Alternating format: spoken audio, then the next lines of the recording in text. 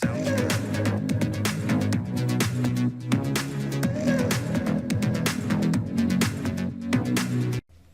E3 podcast series focuses on various topics around real estate and facilities management. eBiz helps organizations envision the future, enable processes and platforms, and evolve practices for continuous improvement. Our topic for today is to have a conversation with OSCRE about energy data management. We're going to do an overview that's really for awareness because the topic is so deep it would take hours, if not days, to totally cover. But some of the things we'll talk about are getting current on energy reporting and regulatory landscape, how we gain insights on effective energy data management, assess how to improve your own and your organization's capabilities, better understand how to collaborate to implement energy data standards.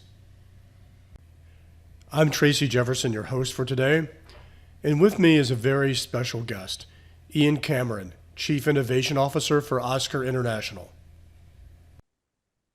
So Ian, thank you very much for joining our podcast today. I really appreciate your participation and looking forward to an interesting conversation. Yes, me too. Thank you for the invitation. So let's start out with the energy reporting landscape and OSCRE's role. You know, that's really kind of the guts of it, of what's happening here. So there's lots of reporting and legal reporting requirements that are coming into play in 2024. And a lot of investors are scrutinizing companies around sustainability. And so give us a short overview of what the reporting and regulatory landscape use of energy data standards is. Well, good. Thank you. And there's a lot going on, as you mentioned. And one way to think about this is at what level this might be. And that could be geography. It could be a sector. There's a variety of reporting agencies out there, plus some regulations in the work. So let me just see if I can give you a thumbnail. Probably one of the areas that's got the most activity at the moment is in the investment sector. The regulations and the reporting requirements are a bit further ahead and affecting the investment sector than, let's say, the corporate occupiers. The SEC is definitely working on some rules, and there's almost a pent-up anxiety for that finally being released, but it's certainly going to be some months at a minimum. So our current focus, most of the energy at the moment, is around the investment sector. And two things are happening there. One is the reporting agencies that have become a focal point, the likes of GRESB, let's say, or NACREF, or more of the environmental focused reporting entities like the TCFD, the climate focus. There's a lot going on in Europe. So the geography of that is kind of interesting, and that many investment organizations and soon corporate are going to be scurrying to try to figure out exactly how to meet those requirements. And one that we've begun to focus a bit on as an example is Local Law 97 in New York. Anybody that's monitoring that will know that there's a date coming up, January 1, 2024, where New York property owners are expected to submit much clearer information about greenhouse gas emissions, energy efficiency, and so on. But the reporting requirements, the compliance requirements are not clear yet. So owners are wary of what the requirement is going to be and how do they actually satisfy it. So there's a lot of action going on in the geography of reporting and regulations. There's a lot going on internationally, nationally, and then locally, which is probably the first place to think about this. Now, the other thing that's incredibly important in this realm is that the requirements themselves, I think you're going to find that some organizations have got ahead of this and some haven't. And the reason that this conversation is focusing on energy data management is that this can't be a one-off. The reporting requirements are not going to go away. So the answer to how do you meet these requirements is going to be how do you then improve the way that you manage energy data. This is where the standards discussion is going to come into play. And that's where OSCRE's role is focused. For the past 12 months or so, we've been very active in developing energy data standards to feed those reporting requirements. And those are very practical things that you can implement when improving your energy data management practices. But the impetus is there, the requirement is there, but many organizations are still struggling. The ones that are going ahead are tackling this requirement through more effective energy data management practices as well as standards. So there's a lot going on internally to meet those requirements.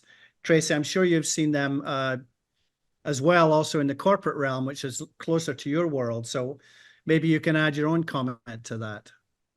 No, I think that's very true. There's a lot of awareness and a lot of legal changes coming that are certainly driving companies to be more aware and start to plan and execute on what they're going to have to do and what kind of data they need and what does that really look like. So I guess that leads to the next question is, how does having an OSCRE like energy data standard, how does that help? So energy data standards has two parts to it. One is the standards themselves, which we've been, as an organization, OSCRE has been in the standards development business for about 20 years at this point, and we've developed an industry data model that's continuing to evolve, and currently it's evolving around energy.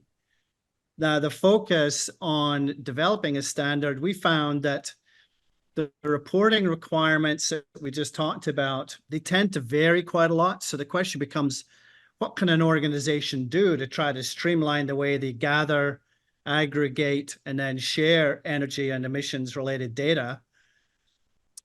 When many of the organizations are asking for different information. So one thing that's been causing these organizations that have to submit data for these reporting requirements or benchmarking, let's say, many of these organizations are different. The data they require is different, even just slightly, but that means a different approach to preparing the data for submissions. So in developing energy data standards, we try to look at what an organization can do to use the information that they're collecting in a consistent way and then satisfy all of those requirements. The key to that is that we went after raw data, standards for the raw data, so it can then be used flexibly across these benchmarking reporting platforms. And that's a very interesting role for data standards to play, allowing that flexibility. Now, additionally, there's a significant amount of energy being focused on how do you integrate data coming from multiple sources, multiple systems, and that's a key role also that data standards play. It can create a use case, let's say, gathering data from a variety of functions. Standardizing that data is incredibly important. And one feature of the folks who are responsible for managing that data is that cross-functional aspect. So if you have the head of sustainability who is trying to aggregate all this data, the other functions that they're going to be dealing with would be property management, asset management, potentially lease administration if there's an element related to tenants.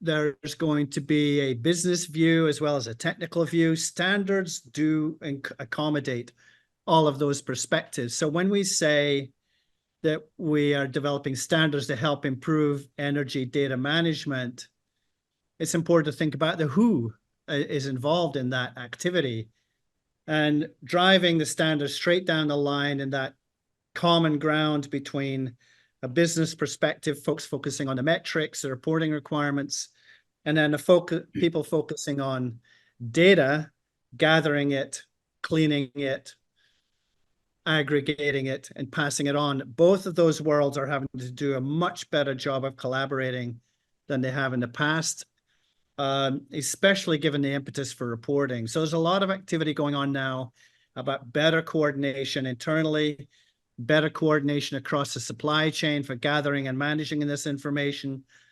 And that comes back then also to a role the OSCRE's playing. The standards are one thing, but knowing how to implement them is something else. So we're also putting a lot of energy into education and training about how to develop these standards within your data strategy and then how to implement them.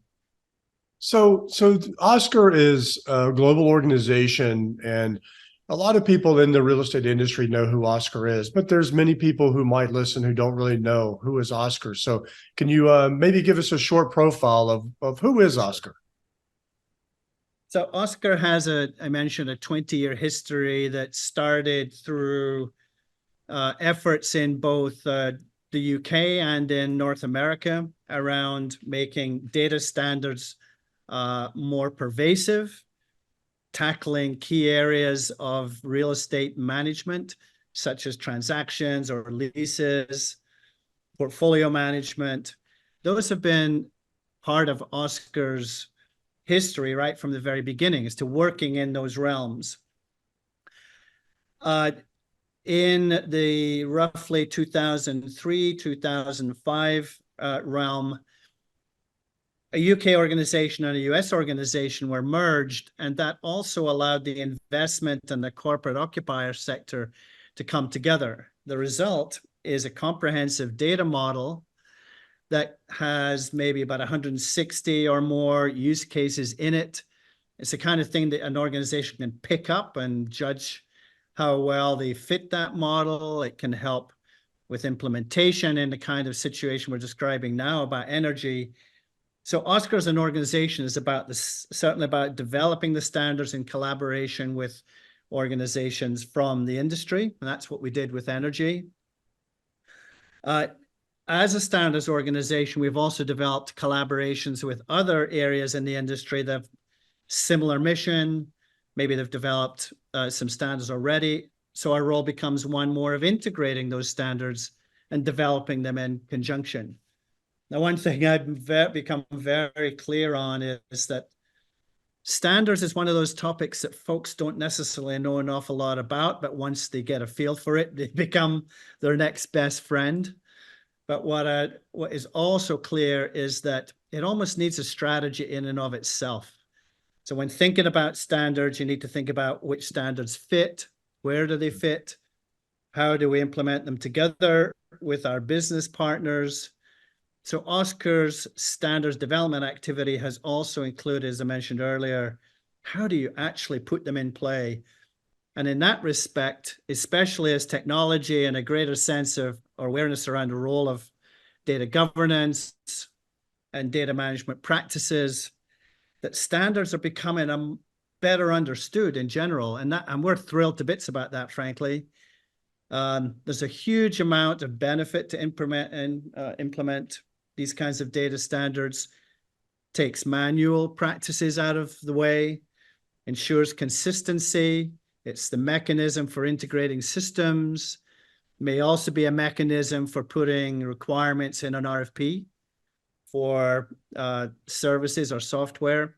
So there's a lot more to standards than just, let's say, a data dictionary.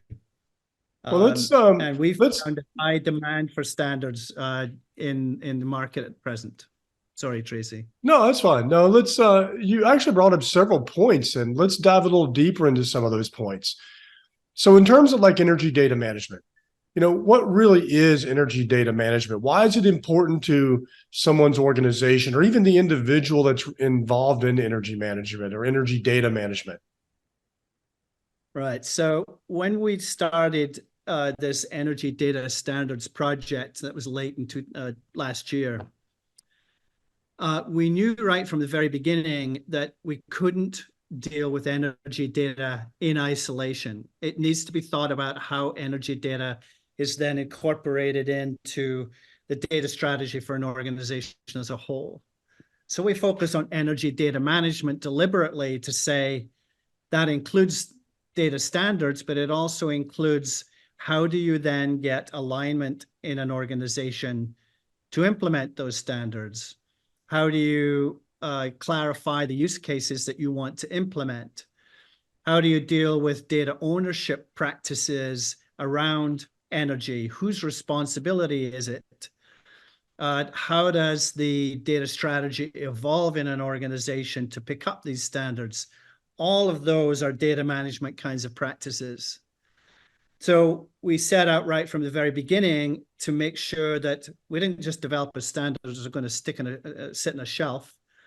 We need to make them actionable, understandable, clear on how to implement them. So that's why we focused on more than the standards themselves and on energy data management.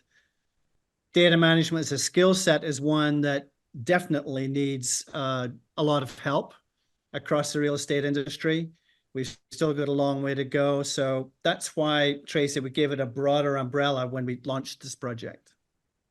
So a project like this is not something that's lightweight. It takes effort. In order to succeed, you really need to have, it sounds to me like anyway, you need to have good executive buy-in, good executive sponsorship. What's my business case? How do I sell this and keep it sold? That's actually a very good point. Selling it once, but keeping it sold. One thing that anybody listening to the blog might do is we have a business case that maybe you can make available through eBiz that outlines about 8 to 10 basic features of the business case. And probably the biggest ones are if you haven't actually developed a data set for energy data management, we've developed one. So you can go there and get started. So it's a great way to get started by looking at standards and whether they might be a fit for your organization. So an element of the business case there, it's an easier start, a quicker start. Another area that has a tremendous payback is in data aggregation. And most of the organizations, let's just take a large investment company, for example, they tend to have multiple systems, multiple property management firms serving them.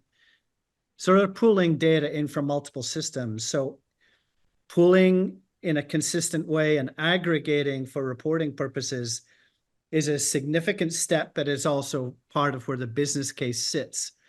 Saves a lot of time, saves a lot of money, makes it easier to work with your business partners. So integration aggregation is another significant piece of the business case. A third one I've touched on already is flexibility, meaning as the requirements for reporting change over time, then you need to have your data model flexible, your systems able to accommodate changes in the kind of data these organizations are asking for.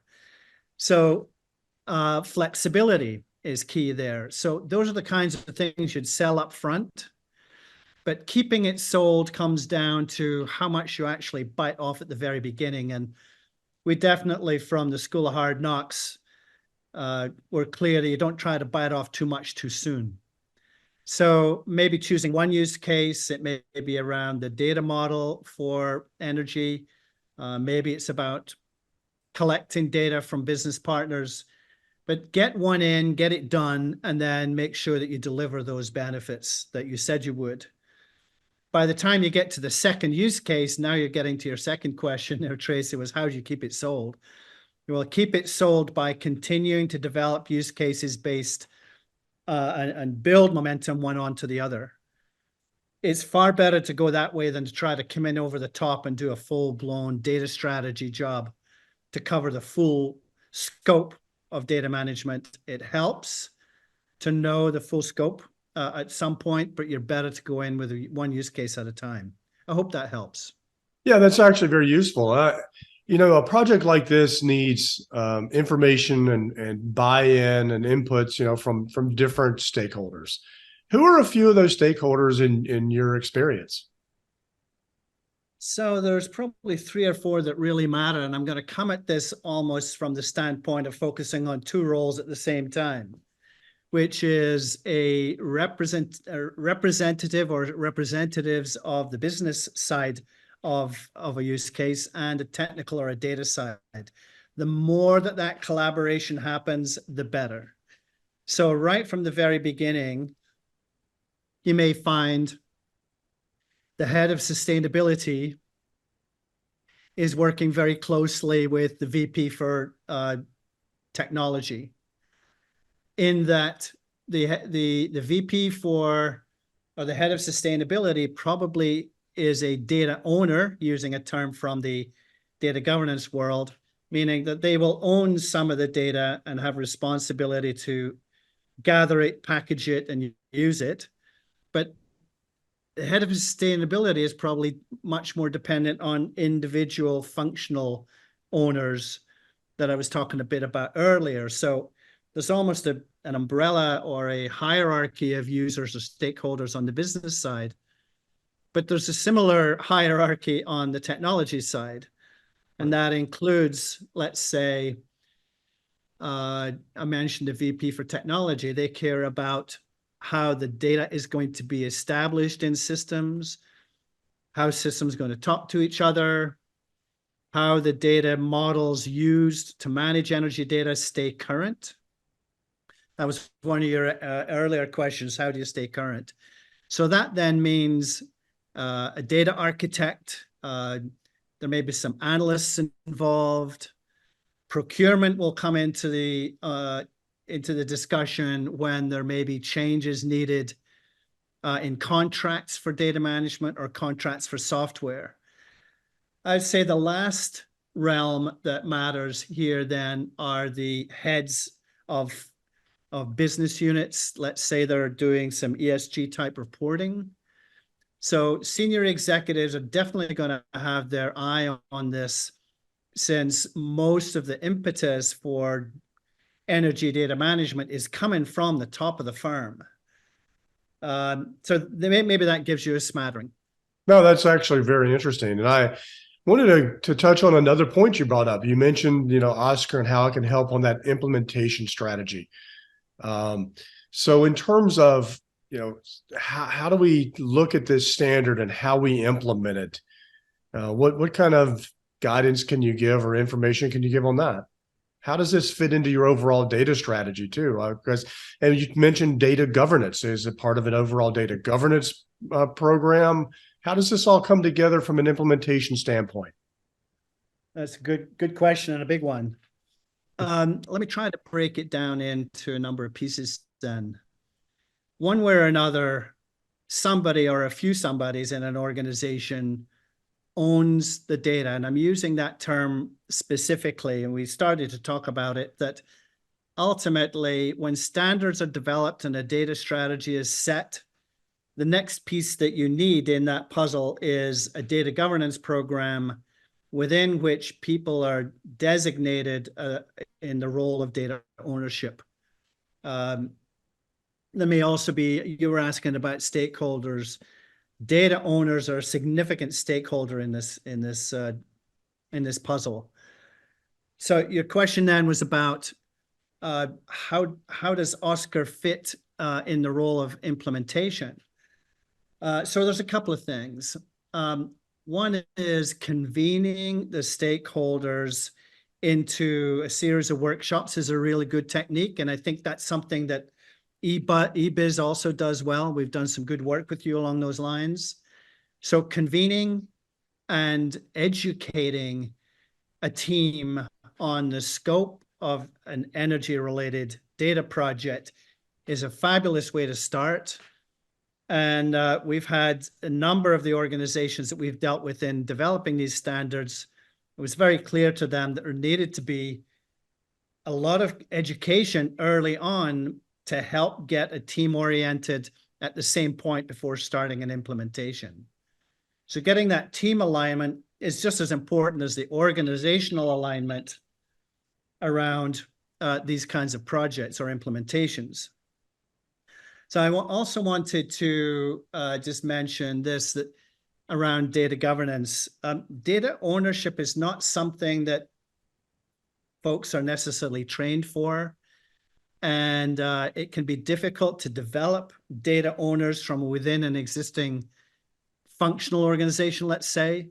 So training folks around data governance practices and the role of data ownership also becomes particularly important. So I'll kind of leave it this way. Right from the very beginning, interaction with the stakeholders is key, both from the standpoint of those that need the data, but also those whose responsibility is to make it available. And to get them oriented and trained early, especially with teams that have, multiple roles in an initiative, for example, it's hugely important to get them all aligned at the beginning. I think one thing I would add to that too, Ian, is that uh, very early in this idea of implementation is establishing that common vocabulary.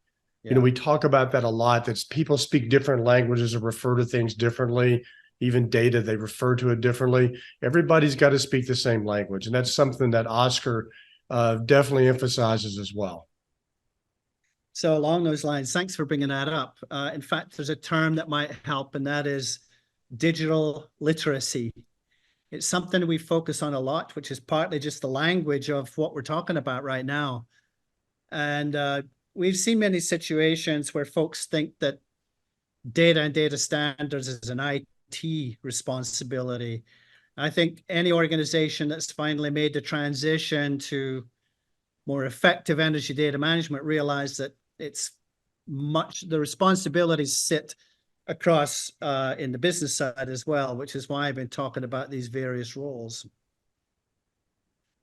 So let's talk about standards a little more and implementation of standards, because when we talk about OSCRE as a standard, people need to understand that when you're doing a data standard and you're developing something like data governance, you're not dealing just with one standard. OSCRE is this, to me anyway, is a core standard, but there's others. There's Project Haystack, there's BRIC, there's others that come into play here. So how do we work together with our standards? What's that impact? How does that look?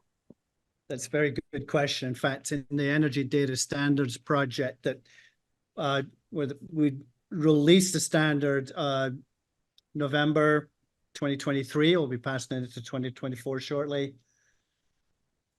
Particularly around the role of the likes of Haystack and BRIC and ASHRAE, they focus very much on building automation.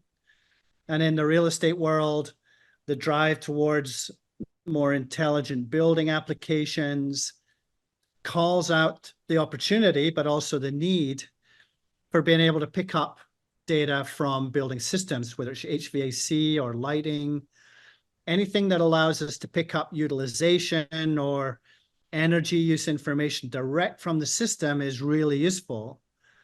So that's one of the main sources of particularly energy-related data, others being things like invoicing, paying energy bills, those kinds of things.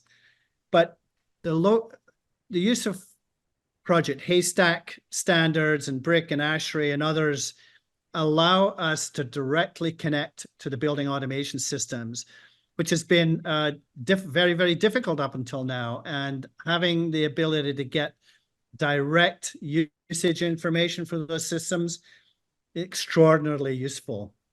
And we're thinking over time that there will be more direct connections between building automation systems and real estate and property management systems. So during this data standards project, we figured out how to directly draw data from building systems using the likes of Haystack and BRIC and bring them into OSCRE, which would then allow us to integrate that data with data from other sources. And it's a very good connection. It's something that we're very happy with.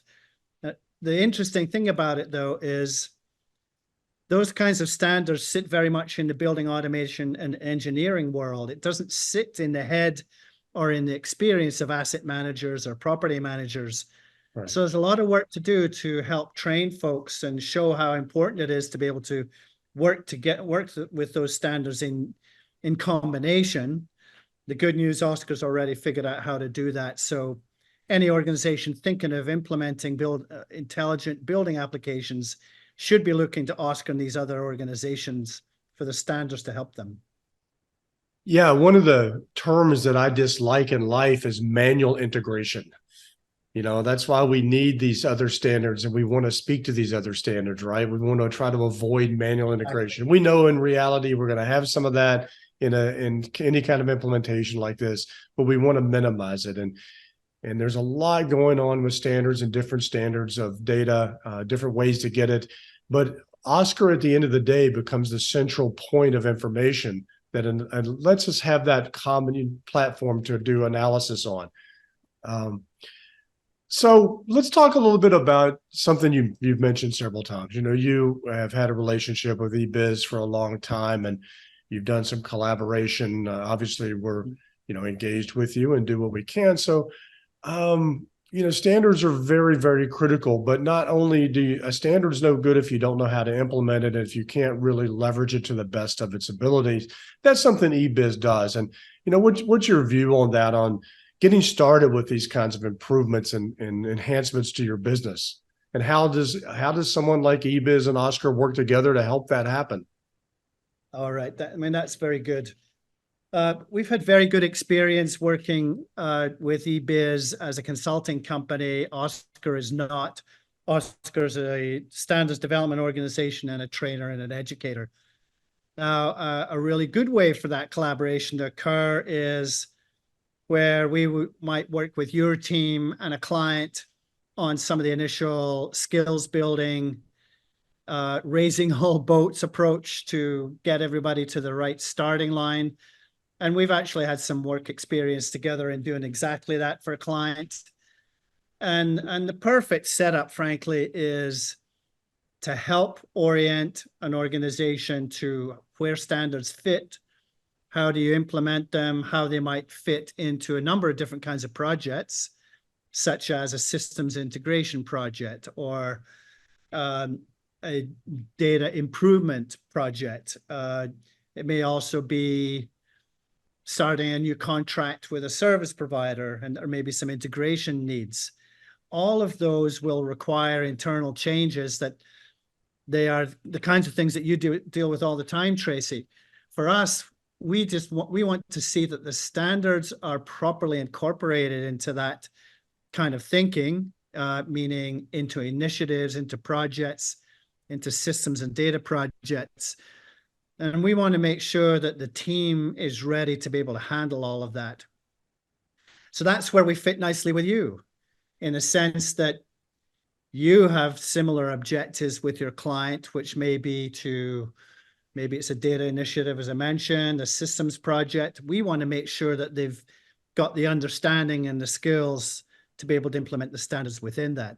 So I think it's very compatible from our standpoint, Tracy, and we also want to help make you successful in any way possible. So, we're always keen to help orient your team and bring you the freshest information about these standards and implementation techniques. So I really like the way that the working relationship has evolved and can evolve further. Well, Ian, I really appreciate you taking time out of a very busy schedule. I know you have to join me for a little bit of a conversation here, and it's been really interesting. And I think it'll help people better understand OSCRE and the energy data standards, as well, of course, as the things that are coming down the pipe right now, because there's so much happening. 2024 is going to be a very busy, some way crazy year, I think, in terms of new regulations and reporting requirements. And I know we certainly look forward to continuing to work with OSCRE on making the standards something that companies are aware of and can implement. So thank you again for your time today. Good, you're welcome. And some things just to look out for in 2024. We've released a new education program on effective energy data management. Those listening, you may have a look at that. Energy was first. We're moving into water and waste to try to fill out the big three in environmental. So we're looking forward to a good year on this same topic, 2024. And thank you very much for having me and listening. All right. Thanks again. And I'm sure you and I will be speaking soon. Good. Thank you very much, Tracy.